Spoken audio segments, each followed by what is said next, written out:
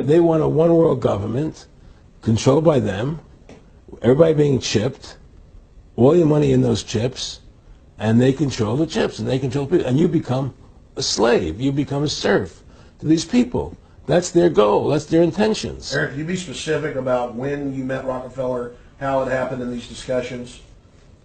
I met Rockefeller through a female attorney I knew who called me up one day and said, one of the Rockefellers would like to meet you. I had made a video called Mad as Hell, and he'd seen the video and wanted to meet me.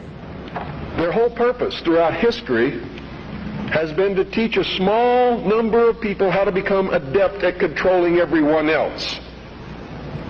Their goal is to destroy all existing religions save theirs, all existing governments save theirs, and shackle the mob in a system of eternal oppressive debt chained to a computer for the rest of their life, in a propagandized world to make them believe that they are happy in this system.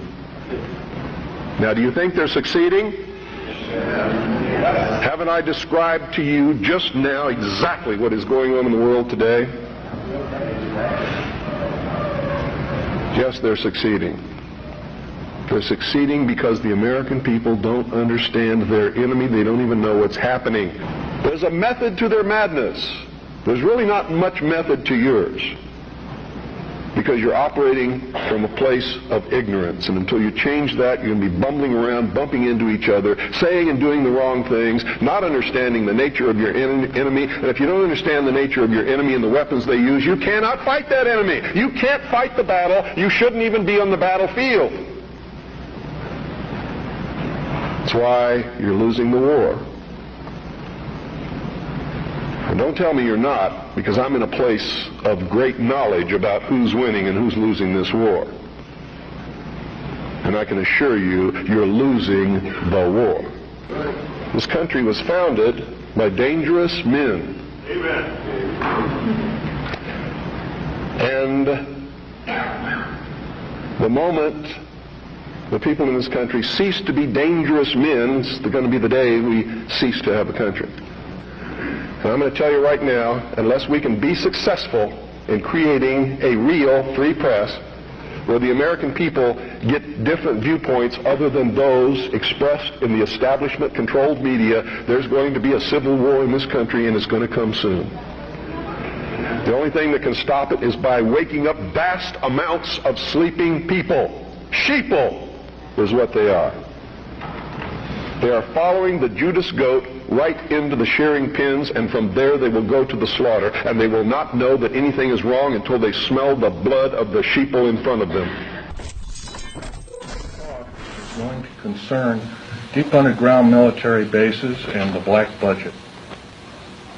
Let me first start by emphasizing the black budget.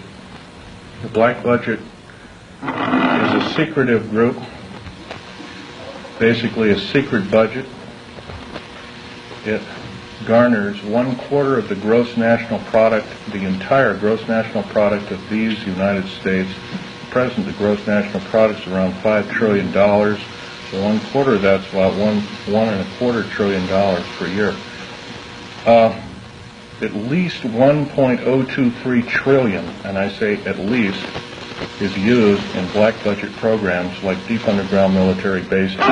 Presently, there are 129 deep underground military bases in these United States. Anyway, of these 129 bases, they've been building them day and night unceasingly since the early 40s. Some of them were built even earlier than that.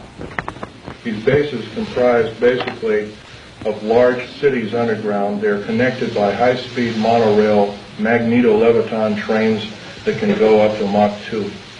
The average depth of each base is roughly a mile deep. They are basic whole cities hauled out underground. They're somewhere between 2 2/3 cubic miles and 4 1/4 cubic miles hauled out underground. You might ask how this is done.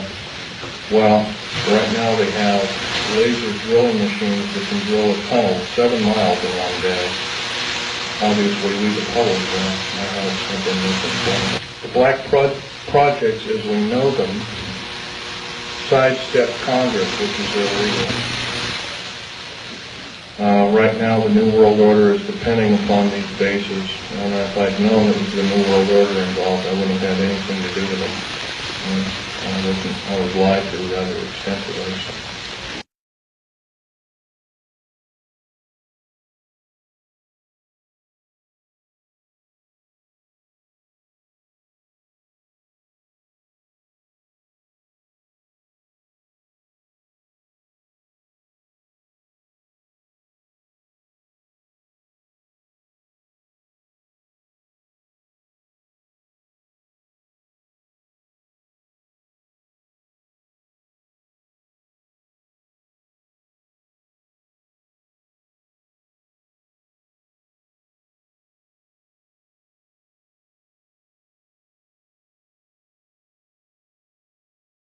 We're building on sand, on illusions that the aliens create for us, and I think to confuse and mislead us. Now, this is not to say, however, that all alien encounters are virtual reality events, because there is also plenty of very strong evidence for the physical nature of many of these encounters. So to be perfectly objective, the definition of abduction would have to include any event or scenario that is generated externally for the targeted person, whether it be a physical encounter, a virtual reality scenario, or a telepathic contact. Now, a second important discovery from Ted's investigation, and this was important at least for me, was the possibility of cloned human bodies produced by these abductors. And that's the second thing I'd like to talk about briefly today. In the mid-1970s, a memory of a childhood event surfaced in Ted's mind during the night while he was sleeping. And in an altered state of consciousness, he got out of bed and went to his typewriter in the middle of the night and wrote out this memory as a story. In 1991 and 92, when Ted and Barbara began a series of regressions, it popped up in these events, this scenario that Ted had recalled as a story, but a very different version of that basic story emerged. A version in which he went through what can only be called a horrific experience, in which his original body he perceived as being killed and taken away, and his essence, for lack of a better word, we could call it soul, energy, or whatever term one would like to use, was contained temporarily in a black box, placed on a counter, and transferred shortly thereafter into a cloned copy of young Ted's body. This was his perception of what occurred with him, and this is the first time I had ever heard of such things really in any detail.